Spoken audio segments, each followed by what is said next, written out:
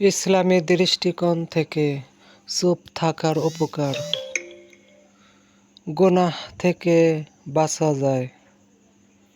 যে ব্যক্তি আল্লাহ ও পরকালের উপর ঈমান রাখে সে যেন কল্যাণকর কথা বলে অথবা চুপ থাকে।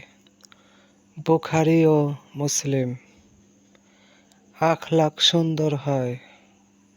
চুপ থাকা বিনয়, ধৈর্য ও শান্তিপূর্ণ চরিত্রের প্রকাশ। এটা একজন মুসলিমের লজ্জাশীলতা ও নম্রতার পরিচায়ক। তাকওয়ার পরিচয়।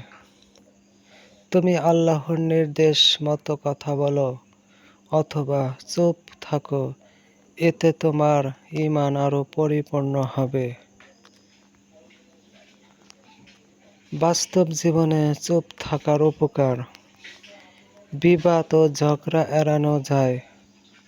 শান্তি বজায় থাকে। জ্ঞানী বলে গণ্য হয়। কম কথা বলা অনেক সময় জ্ঞানের প্রকাশ হিসেবে ধরা হয়। বাংলা প্রবাদ: কম কথা বলা জ্ঞানের লক্ষণ। বিচার বিবেচনার সুযোগ পাওয়া যায়। চুপ থাকলে মানুষ ভেবেচিন্তে